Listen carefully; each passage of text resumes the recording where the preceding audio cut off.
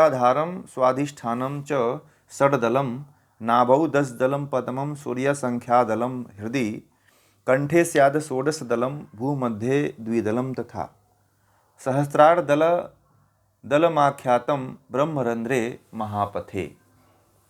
तो कहते हैं कि मूलाधार चक्र 4 दल का, देख लीजिएगा कितने दल का, 4 दल का। इसको नोट करते जाइएगा। मूलाधार का जो दल होता है, जैसे कि फूल में कितने पत्तियां होती हैं, इसको पत्तियों को दल बोलते हैं, ठीक है। तो मूलाधार ऐसे है तो उसमें कितने पत्तियां हैं, ऐसे ऐसे हो गया तो 4, ठीक है। तो मूलाधार में 4 दल हैं और स्वाधिष्ठान में 6 हो गए, ठीक है। स्वाधिष्ठान में 3-3 अंगुलियां होंगे तो 6 हो गए, ये फूल ऐसे बन गया ये, ठीक। और नाभि यानी कि मणिपुर चक्र,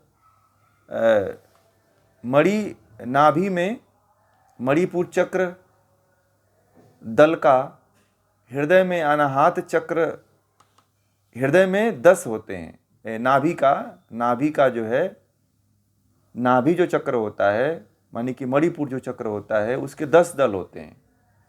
और हृदय में जो है नाभौ 10 दलम, ठीक है। नाभि में जो है 10 दल होते हैं। जो नाभि वाला जो चक्र होता है उसमें 10 होते हैं, 10 दल होते हैं, ऐसे होते हैं। पूरा पांचों अंगुलियां होती हैं, ऐसे 10 दल होते हैं उसमें।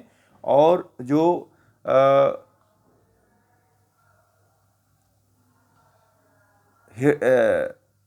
मणिपुर के बाद हृदय जो चक्र आता है, हृदय चक्र मतलब अनाहत चक्र इसको कहते हैं, इसमें 12 दल आ जाते हैं। 10 और ये 2 इसमें और बढ़ जाते हैं तो 12 हो गए, ठीक है।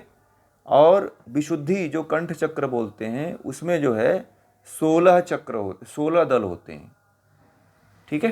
ये नोट कर लीजिएगा। और भौहों के मध्य में जो आज्ञा चक्र होता है उसमें कितने दल होते हैं, 2 दल होते हैं। इससे ऊपर सहस्त्रार, इससे ऊपर जो है, इससे ऊपर सहस्त्र दल होते हैं। जो सहस्त्रार चक्र है उसमें जो है सहस्त्र दल होते हैं, मतलब 100 से ऊपर दल होते हैं। और सहस्त्र दल का कमल ब्रह्मरंध्र के मध्य मार्ग में अवस्थित होता है। अब यह ध्यान रखिए कि जो सहस्त्र दल वाला जो कमल होता है वो कहाँ होता है, ब्रह्मरंध्र में, ठीक है। अब ये जो जितने 6 चक्र है ना, 6 चक्रों की आकृतियां, पंखुड़ियां सब अलग अलग हैं। ऐसा योगियों ने देखा है, जो अनुभूत किया उन्होंने देखा है। ये जो आप लोग पढ़ रहे हो, ये जो आप लोग जान रहे हो, इसको कौन देखा है बताइए, कौन देखा है इसको? योगियों ने अपने अंतर्दृष्टि में देखा है, आत्मज्ञान के द्वारा देखा है, सिद्धि में देखा है। ये तो बातें अब गोरखनाथ परंपरा के जितने योगी उन्होंने अनुभूति करके जो देखा है वो बताया है, ठीक है। अब आप लोग भी साधना करोगे तो ये देखोगे कि ये चक्र दिखाई देते हैं ऐसे, ठीक है। अभी बताओ, ये जितने ये चक्र होते हैं, इनको देखने का एक ही मात्र आसन होता है, वह सिद्धासन या पद्मासन होता है। इसलिए जब भी साधना करनी चाहिए योग की, किस में करनी चाहिए? अब कुछ लोग जानते हैं, आजकल एक नया ट्रेंड चल गया है कि कुछ लोग सो करके ध्यान करते हैं, ठीक है। सो करके ध्यान कभी नहीं होता है, क्योंकि आप उस ऊर्जा से कभी कनेक्ट नहीं हो पाओगे। ये चीज़ आप लोग नोट कर लो, ये चीज़ बहुत अच्छी तरह से गहराई से जान लो आप लोग कि सो करके जो योग निद्रा में लेट करके जो ध्यान करते हैं ना, वो तो उन लोगों के लिए जो बीमार लोग हैं, ठीक है। और एक चीज़ और बता दूं कि सो करके कभी भी आप स्वस्थ हो ना, तो कभी सो करके ध्यान मत करना, बैठ करके ही ध्यान करना। ये बातें आपको कोई नहीं बताएगा कि ध्यान का वास्तविक लाभ किस में मिलता है। भले से टेक ले लेना, देखना बड़े बड़े जो ऋषि महर्षि हुए हैं, वो युगों युगों तक एक ही आसन में बैठ करके देखना, वह उनके ऊपर जो है मिट्टी के वो पड़ जाते थे, जो होते हैं ना दीमक लग जाते थे। सर्प कीड़े मकोड़े आकर के उनके शरीर पे आकर के अपना स्थान बना लेते थे। तो एक जगह इतना स्थिरता रहती थी कि कीड़े मकोड़े भी नहीं जान पाते थे कि यहाँ पे कोई व्यक्ति रहता है। ठीक है। तो इस तरह से इतनी स्थिरता हो आसन में, और कोई भी आसन सिद्ध हो तभी ध्यान लग पाता है। तो इन चक्रों को सिद्ध करने के लिए मैंने आसन की बात कही कि एक स्थिरता जरूरी है। लेट करके, बैठ करके, चलते हुए ध्यान नहीं होता है। ठीक है।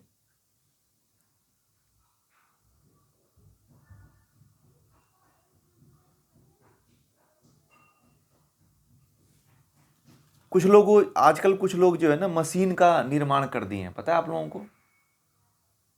ध्यान के लिए मशीन का निर्माण किए और कहते हैं कि चक्रों को देखने के लिए, परंतु आज तक कोई दुनिया की मशीन नहीं बनी है जो चक्रों को देख पाए। मुंबई आदि में कई जगहों पे ध्यान केंद्रों में मशीन आदि भी लगी हुई है। ठीक है। ध्यान के लिए, चक्रों के ध्यान के लिए ऋषिकेश में भी लगा हुआ है, और भी कई जगहों पे लगा हुआ है जहाँ पे लोग ध्यान करने के बड़ा उत्सुक है ना, वो मशीन के द्वारा करते हैं। तो एक लोग मुझे अभी कुछ दिन पहले, 2 साल पहले, एक लोग आए थे मेरे पास, कहे कि आप मशीन के द्वारा ध्यान किए। मैंने कहा कि मुझे करना भी नहीं है। ये बताइए, एक मशीन तो किसी के द्वारा सॉफ्टवेयर है ना, बनाया हुआ क्या है? सॉफ्टवेयर ही तो है। एक हार्डवेयर के रूप में बन गया, उसको इंजीनियर ने बना दिया। तो अब ये बताइए, क्या वह ध्यान करवा पाएगी आपको? वो तो एक सीमित दायरा है ना भाई।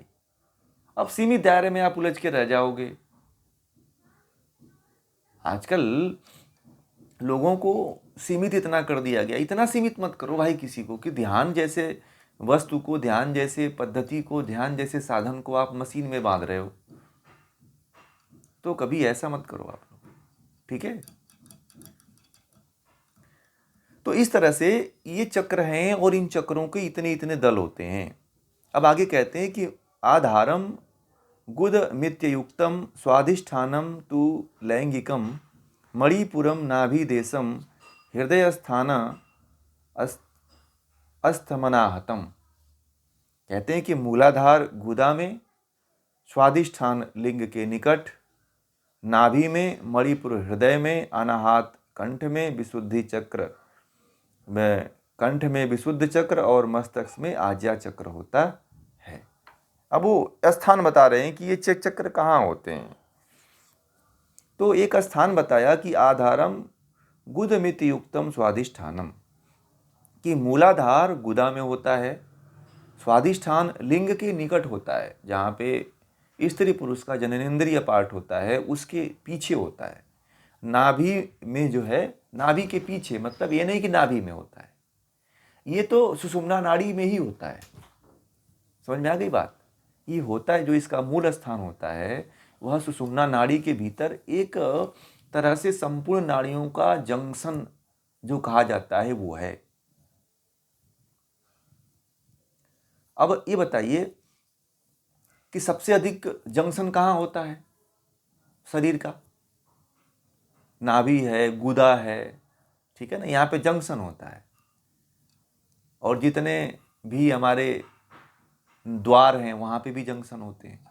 नाड़ियाँ वहाँ पे भी तो नष्ट होती हैं सब आकर के।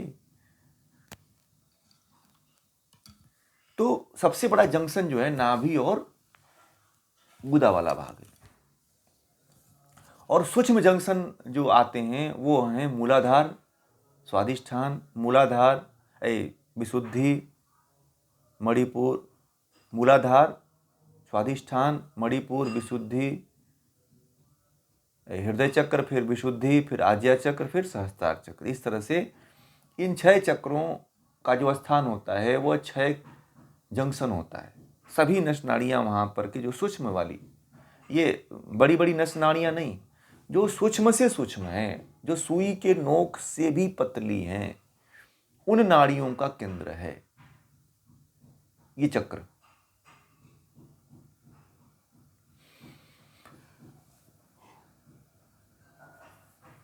उनका स्थान बता दिया कि ये यहाँ होता है, परंतु ये पीछे होता है। आप उनको वहाँ मत मान लीजिए कि ये यहाँ पे है फिर ये यहाँ पे नहीं, ये पीछे वाले भाग में होते हैं सभी। ठीक है, तो ये ध्यान रखिएगा, क्योंकि जहाँ जहाँ से सुषुम्ना गुजरती है उसका प्रकाश सामने से भी आर पार दिखाई देता है। सुषुम्ना जो है पारदर्शी होती है, ना उसको शरीर से कोई मतलब होता है, शरीर को भी भेद देती है, हड्डी को भी भेद देती है, उसके अंदर इतनी ताकत होती है। ठीक है ना। और चक्र तो कितने ताकतवर हैं तो आप लोग जान ही सकते हैं।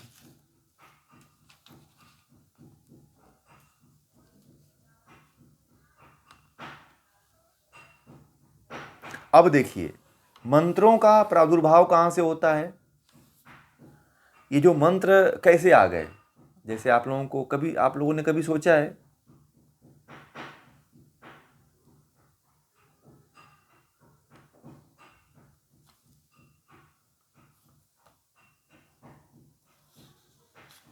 एक चीज और बता दें आप लोगों को, इस सभी चक्रों के दलों की संख्या में भिन्नता होने के कारण सुषुम्ना नाड़ी में प्राणवायु का तीव्र गति से चलना और वहां से सूक्ष्म भंवर बनना, यह आकृति चक्रों की यंत्र कही जाती है।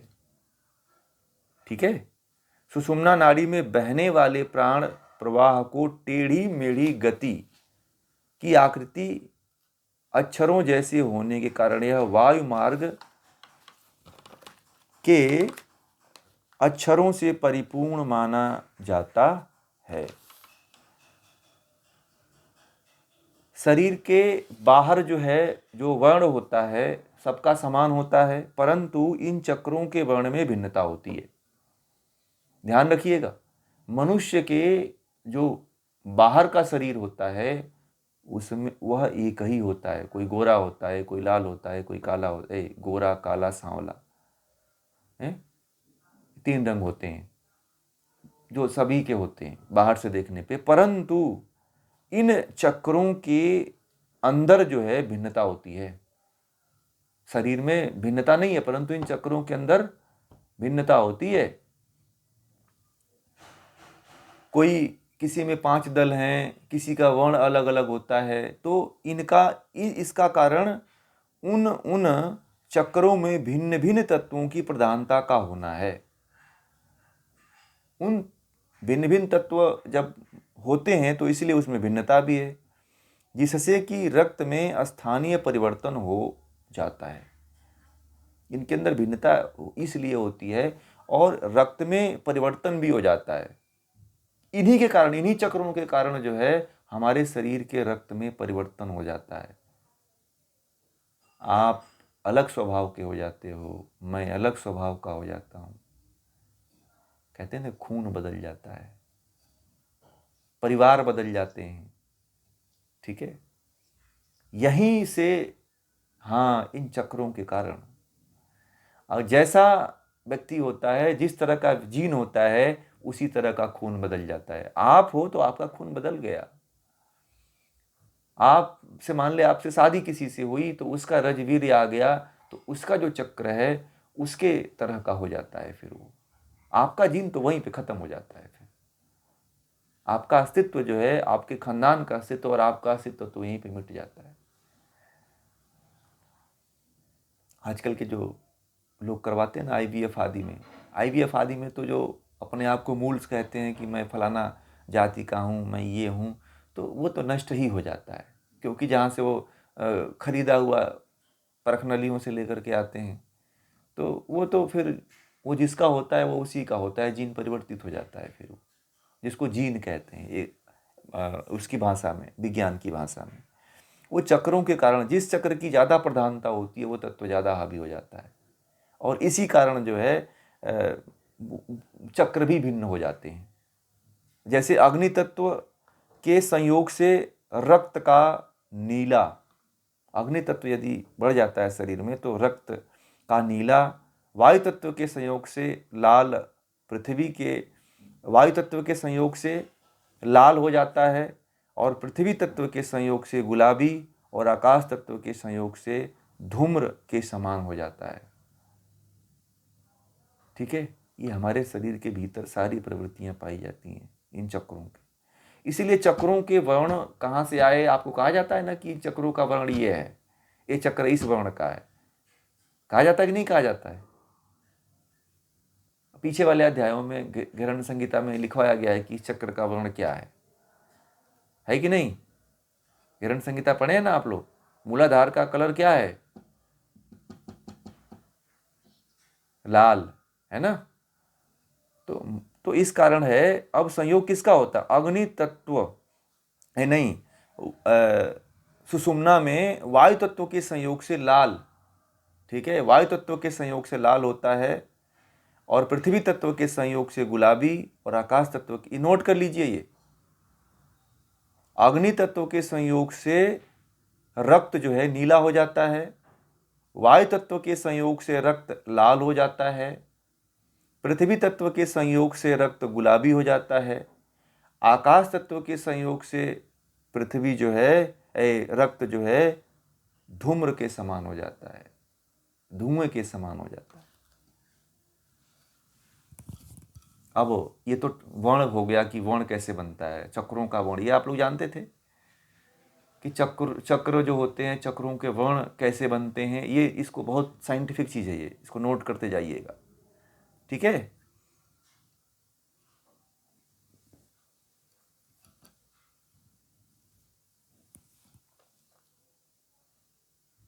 अब सुषुम्ना नाड़ी में प्राणवायु के प्रवाह का टकराव जब चक्रों के सूक्ष्म छिद्रों से होता है, इसको नोट कर, बहुत महत्वपूर्ण विषय अब आ रहा है कि सुषुम्ना नाड़ी में, ध्यान दीजिएगा, सुषुम्ना नाड़ी में जब प्राणवायु के प्रवाह का जब टकराव होता है, तब चक्रों के सूक्ष्म छिद्रों से, उनमें से शम, रम, लम, हम, वम के स्वरों की ध्वनियां सुनाई निकलती हैं, उन्हीं के टकराव से। अब जिस चक्र पे प्राणवायु जहां जाती है, जिस चक्र से टकराती है, वह ध्वनि उत्पन्न होती है, वही उसका बीज मंत्र हो जाता है। ठीक है, क्लियर हुआ? जब प्राणवायु सुषुम्ना में चलती है और जिस चक्र से प्राणवायु टकराती है, उस चक्र से जो ध्वनि निकलती है, वही उस चक्र का बीज मंत्र हो जाता है। जैसे कि मूलाधार पे यदि प्राणवायु टकराता है तो लम ध्वनि निकलती है। मूलाधार का बीज मंत्र क्या होता है? लम होता है ना? पता है कि नहीं पता है? मूलाधार का लम होता है, और उसके बाद यदि मूलाधार के बाद स्वादिष्ठान पे आती है तो उसकी ध्वनि क्या होती है? वम। और मणिपुर चली गई तो क्या होती है? रम। और विशुद्धि में चली गई तो ध्वनि कैसी निकलती है भी? यम। लवर, हाँ लवर यम, हाँ। और विशुद्धि पे चली जाती है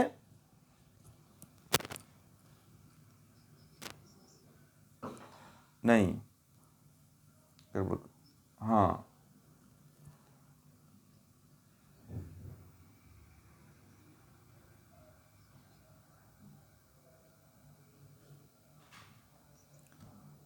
सहस्त्रार में ओम है। और इस तरह से ये ध्वनियां जो है हमारे चक्रों से निकलती हैं, और यहीं से बीज मंत्रों की उत्पत्ति होती है। ठीक है,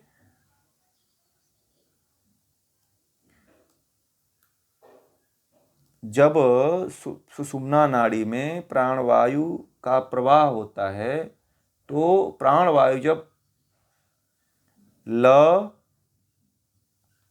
ये तो आगे लिखवा देंगे, जैसे आप लिखना चाहते हो तो लिख लीजिए। मूलाधार का लम,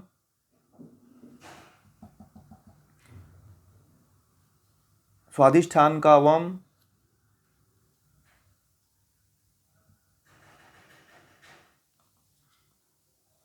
और मणिपुर का रम।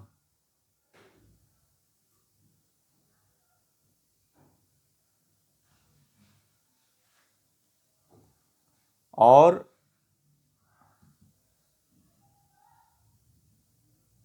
विशुद्धि का यम रम रम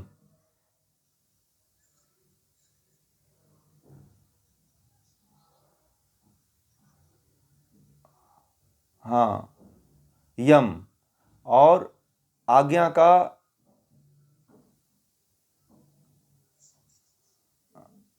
एक गड़बड़ कर दे रहे हैं आप लोग, मुझे लिखना पड़ेगा, चलो बता दीजिएगा, इसमें देखना पड़ेगा उसका चक्र। ठीक है, ऐसे क्रम है ल व र य ह म। ठीक है, तो इसका है मूलाधार का है ल, स्वादिष्ठान का है व, और मणिपुर का है र, और विशुद्धि का है य, और उसके बाद जो है आज्ञा चक्र का है ह, और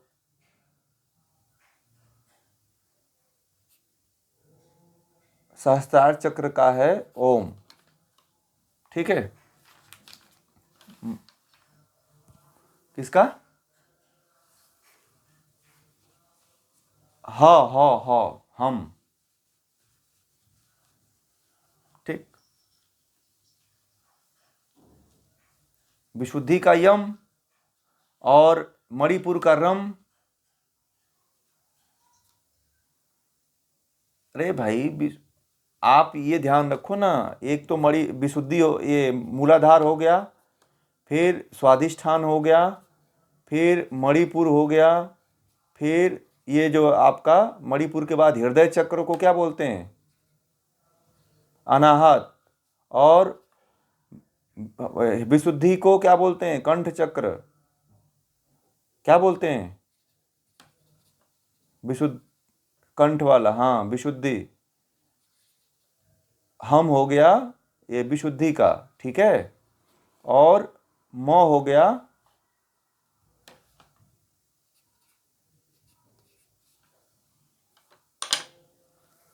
आज्ञा चक्र का।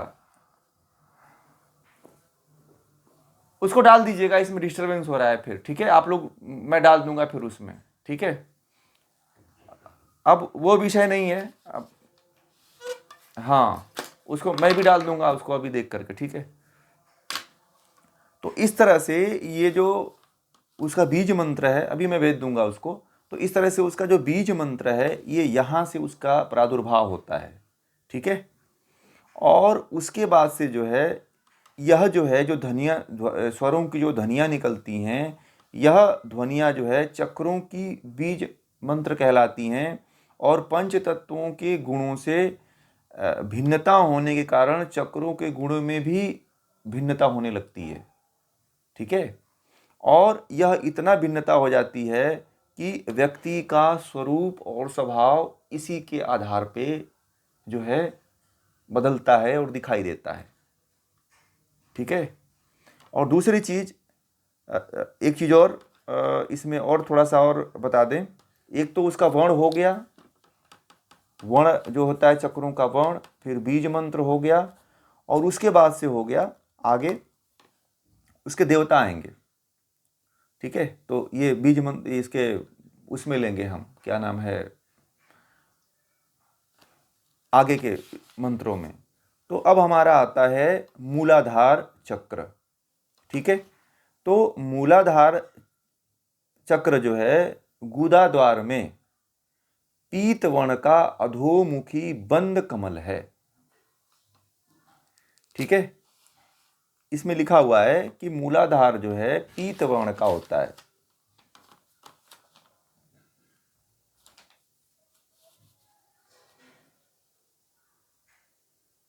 अधोमुखी, हाँ लाल रंग का, हाँ परंतु इस पुस्तक में जो लिखा हुआ है ना, वो पीत वर्ण का अधोमुखी बंद कमल है। इसके 4 दल होते हैं, जिसमें वम सम शम श बीज सुशोभित होते हैं।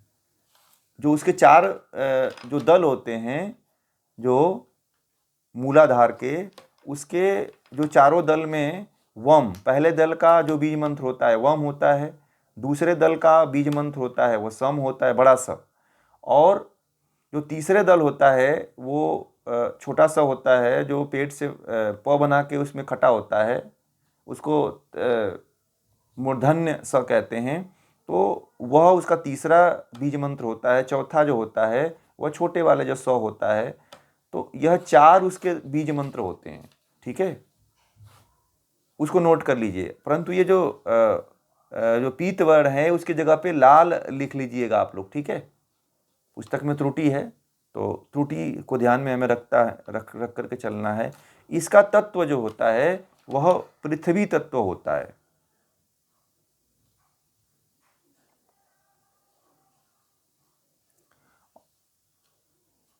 और बीज मंत्र तो लम होता है, ठीक है।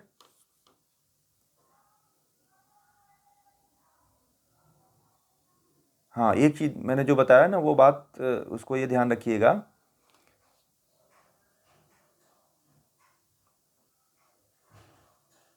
ठीक है, चलिए। इसका जो देवता होता है वह एरावत होता है। उसका जो देवता होता है, मूलाधार का जो देवता है एरावत है सॉरी, इंद्रदेव। एरावत पर इंद्रदेव विराजमान है, मतलब श्वेत एरावत।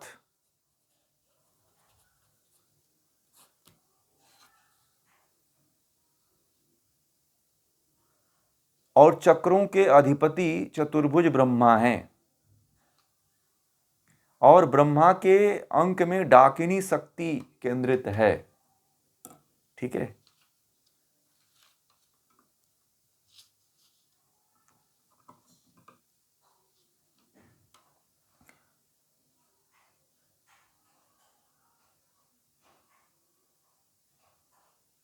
अब स्वादिष्टान चक्र पे चलेंगे हम लोग, ठीक है।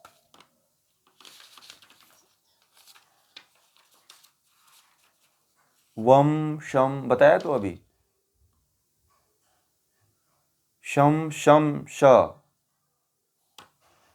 वम बड़ा स, फिर ताल व स्वर वो मूर्धन्य जो स्वर श होता है, फिर स, वम शम सम श, ठीक है, शम।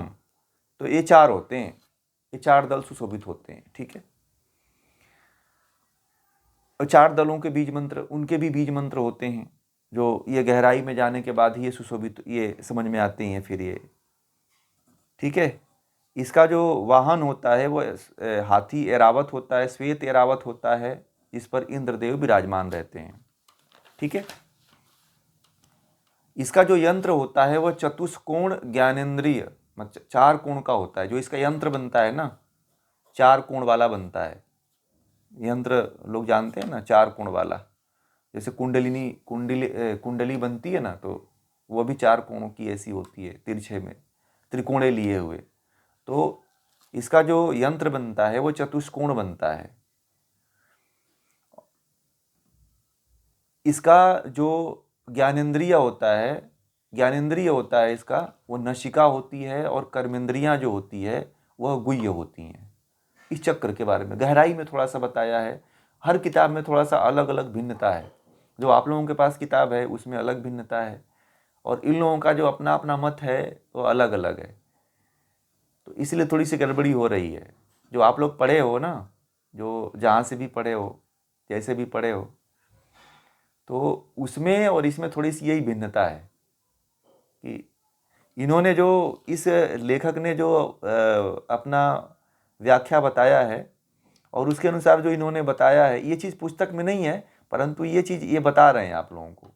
और इस लेखक ने उस विस्तार, इसकी व्याख्या जो किया हुआ है, जो बताया हुआ है, उसके अनुसार आप लोगों को हम बता रहे हैं, ठीक है।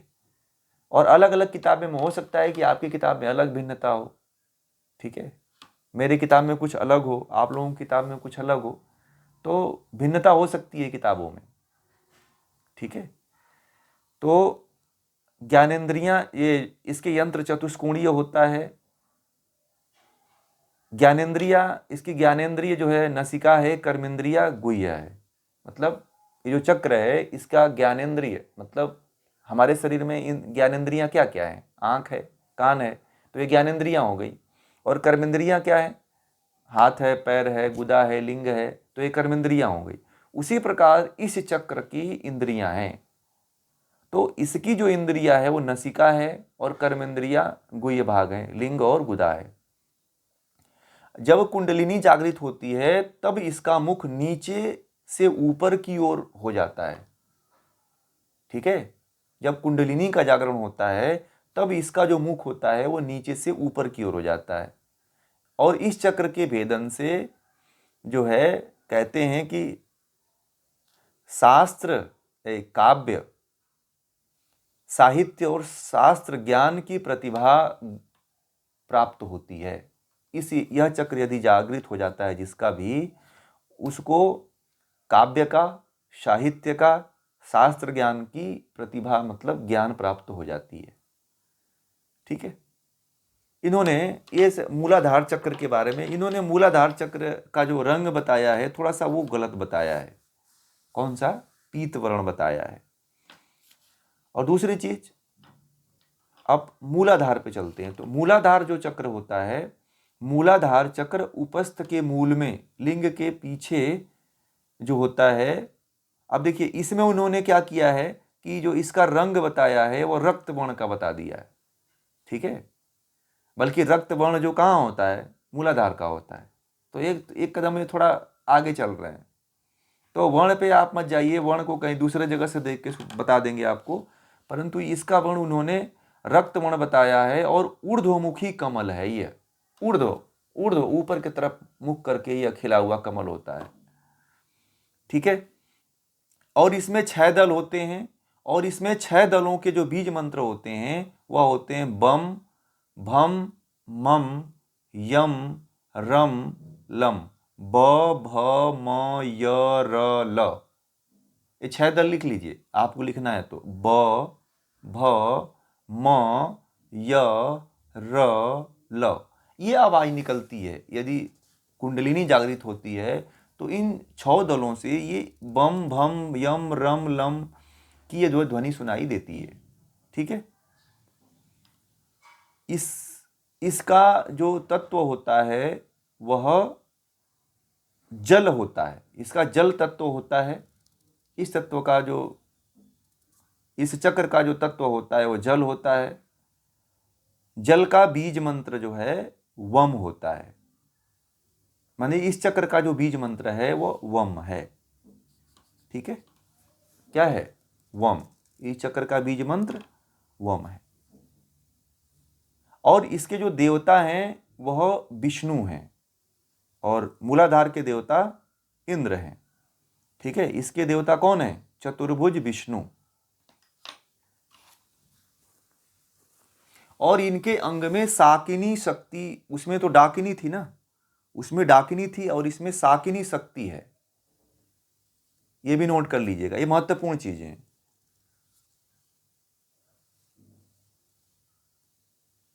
अब हम लोग इसको कहते हैं कि इसका यदि कोई भेदन कर देता है तो उसके अंदर से अहंकार जो होता है वो मिट जाता है, यदि इसका कोई भेदन कर देता है तो। फिर मणिपुर में चलते हैं। तो मणिपुर में यह इसमें बताया है कि मणिपुर जो चक्र होता है वो नीले वर्ण का होता है। इसका ज्ञानेंद्रिय कर्मेंद्रिय नहीं बताया है। ठीक है, केवल एक ही चीज का बताया है। अब उसका बताया है, उसका इसलिए बताया है कि वो नीचे वाले भाग में होता है, इसलिए उसका ज्ञानेंद्रिय कर्मेंद्रिय बता दिया है, इसका नहीं बताया है। और मणिपुर चक्र में चलते हैं। तो मणिपुर चक्र में ये जो है नाभि मूल में नील वर्ण का ऊर्ध्वमुखी कमल है, नीले वर्ण का, ये उन्होंने कहा है। अब ये देख लीजिएगा कि आप लोगों के पुस्तक में और जो आप लोगों ने पढ़ा है उसका कलर क्या है।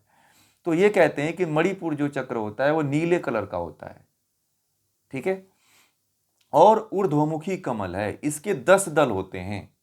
10 दलों में 10 दलों के बीज मंत्र जो होते हैं वह जो होते हैं वह नोट कर लीजिए। ढ नहीं, ड, ढ, अड़। त थ द ध न प न फ। नोट कर लीजिएगा, इसमें थोड़ी भिन्नता है। ड ढ अड़, तो उसमें अम बीज लगा दीजिएगा। डम ढम डम ढम रम तम थम दम धम नम फम। ये जो है इसके 10 बीज मंत्रों, 10 दलों के ये बीज मंत्र हैं। नोट कर लिए सभी लोग। डम ढम रम तम थम दम धम नम फम, ये उसके बीज मंत्र हैं।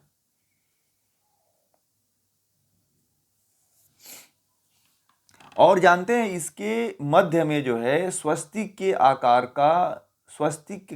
आकार का एक तेजोमंडल है। स्वस्तिक जो आप लोग बनाते हैं ना, स्वस्तिक के जो पूजा पाठ करते हैं तो ऐसे फिर ऐसे करके, ठीक है। इसके बीच में जो इस कमल के बीच में स्वस्तिक जो बना हुआ कणिका जो है, इसके कणिका में स्वस्तिक के आकार का एक तेजोमंडल है। तेज दिखाई देता है स्वस्तिक की तरह, ठीक है। और इसके मध्य में सूर्य के समान तेज धारण किए हुए इसका जो बीज मंत्र है रम होता है। क्या होता है? मणिपुर का बीज मंत्र जो है रम होता है। इसके देवता जो है रुद्र होते हैं। और रुद्र के बारे में जानते हैं आप लोग, ये भस्म रमाए रहते हैं। और इनके अंग में और इसमें जो इनकी अंग की जो शक्ति होती है वो लाकिनी होती है। जैसे डाकिनी शाकिनी, मणिपुर का जो शक्ति होती है, अंग में जो शक्ति बैठी हुई है वो लाकिनी शक्ति है, ठीक है। अब अनाहत चक्र में अनाहत चक्र का जो वर्ण है वो धूम्र वर्ण है। इस पुस्तक के अनुसार इसका जो वर्ण होता है वो धूम्र वर्ण का होता है और ऊर्ध्वमुखी कमल होता है। ऊर्ध्वमुखी, ऊपर की तरफ खिला हुआ। इसके 12 दल होते हैं। 12 दल वो नोट कर सकते हैं। क ख ग यानी कि कम खम गम घम अंग, चम छम जम झम यम टम ठम, ये ठ तक, क से लेकर के ठ तक जो है इसके बीज मंत्र होते हैं। इन चक्रों के दलों के बीज मंत्र होते हैं, ठीक है।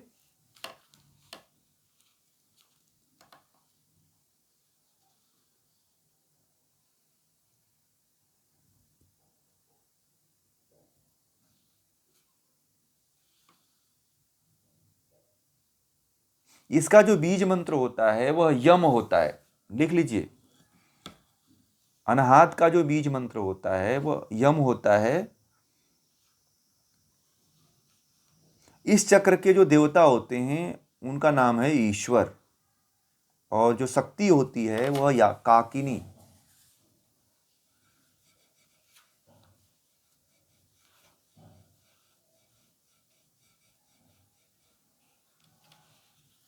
और इस चक्र में जो है अनाहत नाद की ध्वनि स्वतः होती है।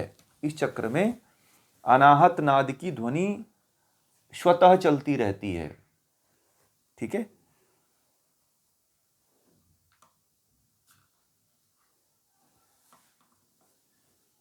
और इस चक्र की सिद्धि हो जाती है तो व्यक्ति को परकाया प्रवेश की सिद्धि प्राप्त होती है।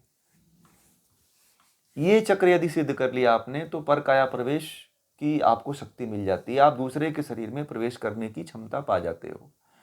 वह सिद्धि जो होती है, जैसे आदि शंकराचार्य को कहा जाता है कि परकाया प्रवेश वो कर लेते थे, ठीक है।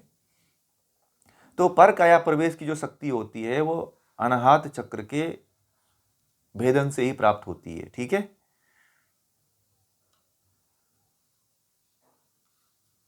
अब विशुद्धि चक्र पे चले आइए।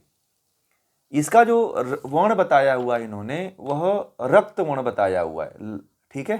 रक्त वर्ण, ऊर्ध्वमुखी कमल है और इसके 16 दल हैं। जिसमें अ आ ई उ री री री री ए ओ औ अंग अह, ये बीज मंत्र होते हैं, जो 16 बीज मंत्र होते हैं, ये वास्तविक बीज मंत्र होते हैं, नोट कर लीजिएगा।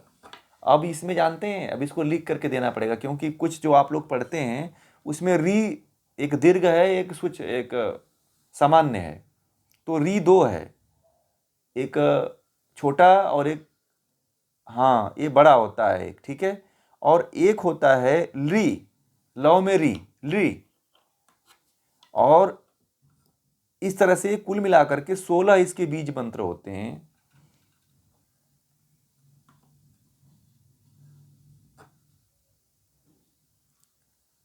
और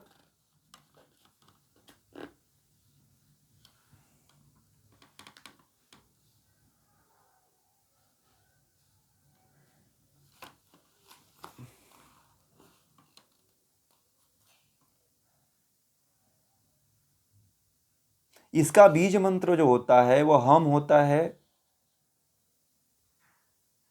और इसके जो देवता होते हैं वो सदाशिव, और इसकी जो शक्ति होती है वो साकिनी, बड़ा सा, ठीक है, बस इतना नोट कर लीजिए। और इस चक्र की सिद्धि होने पर साधक के मन में अत्यंत शांति, आनंद और ज्ञान की उपलब्धि तथा निरोगी शरीर प्राप्त होता है। ठीक है, अब बीज मंत्र भी आप लोग साथ साथ लिख लीजिएगा, जो अभी कंफ्यूजन हो रहा था ना वो उसको आप लोग क्लियर कर लीजिएगा। अब आज्ञा चक्र पे चले आइए। तो आज्ञा चक्र पे, आज्ञा चक्र जो है भवों के मध्य में, इसका जो वर्ण होता है वह श्वेत वर्ण का होता है। आज्ञा चक्र जो है सफेद वर्ण का होता है, ऊर्ध्वमुखी। इसके दो दल होते हैं जी, इन दो दलों के जो बीज मंत्र होते हैं वह ह और छम, छत्री वाला छम, हम और छम बीज सुशोभित होते हैं। ठीक है,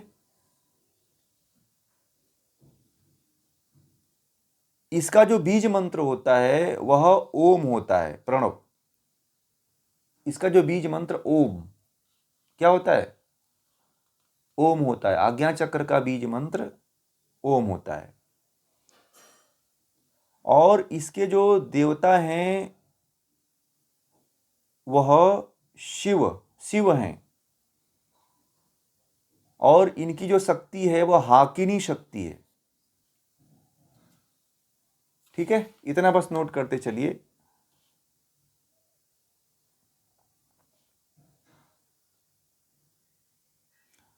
और इसके सिद्ध इसका भेदन होने पे कुंडलिनी शक्ति का जागर होता है, तथा परम शिव के साथ जो है एकता स्थापित होती है। अब आता है सहस्त्रार चक्र।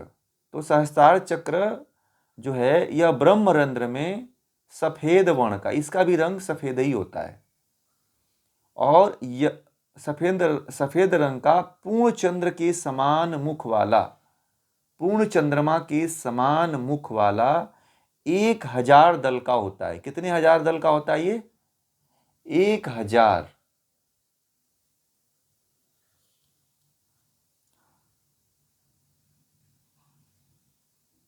और यह जो है इसके 3 बीज मंत्र हैं, हम, लम और छम, छत्री वाला छ, जो इसकी पंखुड़ियाँ, जो पंखुड़ियों की जो बात कही है जिससे वह मुख्य रूप से सुशोभित होता है, जो 3 बीज की पंखुड़ियाँ जो सहस्त्रार में मानी जाती है उसमें हम, लम और छम होती है। वैसे तो 1000 होती है, परंतु 1000 में जो 3 होती है वो ये मुख्य होती है। इनमें त्रिकोण कणिका इसको कहते हैं, त्रिकोण कणिका इसको कहते हैं।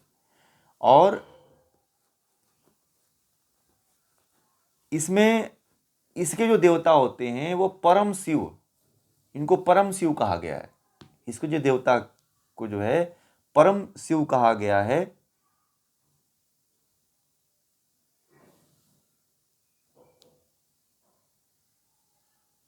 और इसकी जो शक्ति है वो निर्वाण शक्ति है, उनका नाम है तेजोमयी निर्वाण शक्ति।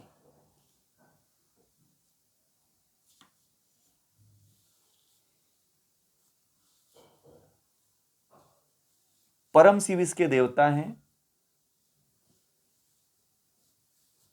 और इस सहस्त्रार चक्र का जब भेदन हो जाता है तो व्यक्ति शिव, यहीं पे कहा जाता है कि जो साधक होता है वह शिव शक्ति से, शिव का शक्ति से मिलन होता है यहीं पे। मतलब प्राण का अपान में यहीं से मिलन हो जाता है और साधक जो है क्या हो जाता है, ईश्वर को यहीं पे प्राप्त कर लेता है। सहस्त्रार चक्र में ब्रह्म का साक्षात्कार कर लेता है। वो शिव कौन है? वो ब्रह्म को कहा गया है शिव। परम शिव जो कहा गया है वह ब्रह्म को कहा गया है। ठीक है, तो अब बीज मंत्र सभी लोगों को क्लियर हो गया।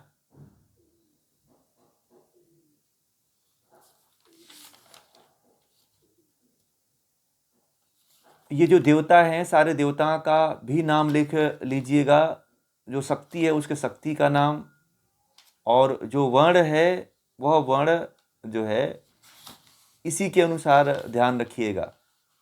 ये जो मूलाधार का जो अन्य पुस्तकों में मिलता है ना लाल रंग का, वैसे पृथ्वी का कलर कैसा है? पृथ्वी का रंग कैसा माना जाता है? पीला। ठीक है, तो इसीलिए जो इन्होंने जो व्याख्या किया है उन्होंने मूलाधार को पीत वर्ण माना हुआ है। ठीक है, कई लेखकों की पुस्तकें आती हैं जिनमें अलग अलग होता है, परंतु इनकी ज़्यादा ऑथेंटिक लगती है। ठीक है, बाकी ये तो रहा बस केवल आज चक्रों के बारे में। ठीक है,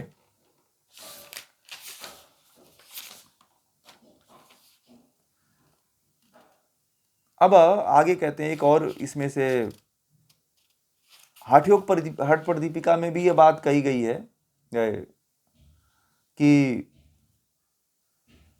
योग कुंडल्य उपनिषद में भी जो है ना इसके बारे में बात कही गई है, योग कुंडलिनी उपनिषद में। तो ये उपनिषद शायद आप लोग पढ़े नहीं हैं, ना जानते होंगे, ना सुने होंगे आप अभी इनका नाम। तो इसमें कहते हैं कि ज्वलना घात तपना तपवना घातो रुनि द्वितो अहिराट ब्रह्म ग्रंथि ततो भित्वा विष्णु ग्रंथि भिन्नत्यत रुद्र ग्रंथि च भित ऐव कमलानि भिन्नति सट सहस्र कमले शक्ति शिवेन सह मोदते शैवावस्था पराज्ञेया शैव निवृत्ति कारणा। तो कहते हैं कि अग्नि और वायु के आघात से सुप्त कुंडलिनी जागृत होती है। ये कहा गया है कुंडलिनी कैसे जागृत होती है, ये बहुत महत्वपूर्ण बात कही गई है, इसको समझिएगा। योग कुंडलिनी उपनिषद में ये बात कही गई है कि अग्नि और वायु के आघात से, अग्नि और वायु का जब आघात होता है, जब चोट लगता है, तब जाकर के सुप्त कुंडलिनी जागृत होती है। इसीलिए हठ योग में आप लोगों ने सुना होगा कि बार बार ये योगी कहते हैं कि इस आसन को करो तो जठराग्नि क्या होती है? प्रदीप्त होती है। हर आसन में कहा गया है कि जठराग्नि प्रदीप्त होती है। कहा गया है कि नहीं कहा गया है? आप हठ योग के किसी भी आसन को, मुद्रा को, बंद को, प्राणायाम को लो तो ये बात कही जाती है कि इससे जो क्या होती है, जठराग्नि प्रदीप्त होती है। तो और प्राण, तो इसमें जठराग्नि को अग्नि माना जाता है और वायु के आघात से, जो वायु होती है हमारे शरीर में, उसके आघात से जो है क्या होता है, प्राण के आघात से जो है कुंडलिनी, सुप्त कुंडलिनी का जागरण होती है और वह ब्रह्म ग्रंथि, विष्णु ग्रंथि और रुद्र ग्रंथि एवं 6 चक्रों का भेदन करती हुई सहस्त्रार में पहुंचती है। ध्यान दीजिएगा, और वहां शक्ति रूप में शिव से एकाकार होकर आनंद को प्राप्त होती है। यही जानने योग्य श्रेष्ठ और मोक्षदायक अवस्था होती है। ठीक है, और हठ प्रदीपिका में भी यह बात कही गई, ये न मार्गेण गंतव्यम ब्रह्म स्थानम निरामयम सुखे नाच्छाद तद्वारम प्रसुप्ता परमेश्वरी। साधक जिस मार्ग में सहस्त्रार में निरामय ब्रह्म स्थान में जाकर ब्रह्म में साक्षात्कार करता है, वह परमेश्वरी इस प्रसुप्तावस्था में उसी द्वार को रोके हुए पड़ी हुई है। ठीक है, तो उसको जगाने के लिए मात्र जो कुंडलिनी उपनिषद का जो वाक्य है ना, बड़ा महत्वपूर्ण वाक्य है। कहा जाता है कि इसीलिए आसनों का, प्राणायामों का अभ्यास करो आप लोग। ठीक है, कि जठराग्नि जब तक नहीं प्रदीप्त होगी तब तक आपकी शक्ति नहीं जागृत हो सकती है। और जिस व्यक्ति की जठराग्नि मंद है वो साधना नहीं कर सकता है व्यक्ति, ध्यान रखना आप लोग। जठराग्नि जो होती है कुंडलिनी को जागृत करने में बहुत बड़ी मदद करती है, ध्यान रखना। और लगभग मैंने भी बहुत सभी ग्रंथों को जाना, सुना, समझा, उसमें एक ही बात आती है, केवल पूरा सार निचोड़ यही आता है कि अग्नि को जला दो। वायु तो है ही है, प्राणायाम, प्राण और वायु इसमें बहुत बड़ी भूमिका निभाते हैं। अग्नि और वायु यही जो है कुंडलिनी शक्ति को जागृत करता है, बाकी दुनिया इसमें कोई भी नहीं जागृत करता है। और सभी योगियों ने यही कहा कि कुंड जठराग्नि को प्रदीप्त करो। अग्नि आपके शरीर में एक ही जगह पे है मात्र, वो जठराग्नि है। आजकल भारत में करीब 90% लोग ऐसे हैं जिनकी जठराग्नि मंद है। 90% लोग जो है, या कहो 60 या 70% लोग जो है, मतलब साधना करने लायक नहीं है।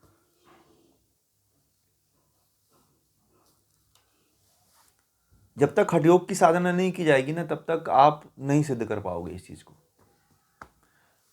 ठीक है, कुंडलिनी को यदि जागृत करना है, तो 60 चक्रों को यदि जागृत करना है, तो एक ही बात कह दिया वो कुंडलिनी उपनिषद में कि अग्नि और वायु को जागृत करो, बस इस पे ध्यान दो आप।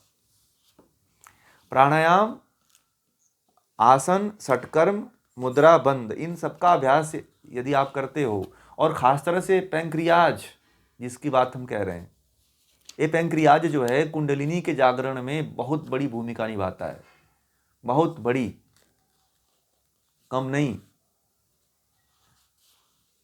ठंडे पानी, फ्रिज का पानी पी लेते हो, खड़े खड़े पानी पी लेते हैं, खूब भोजन ठूंस देते हैं शरीर में।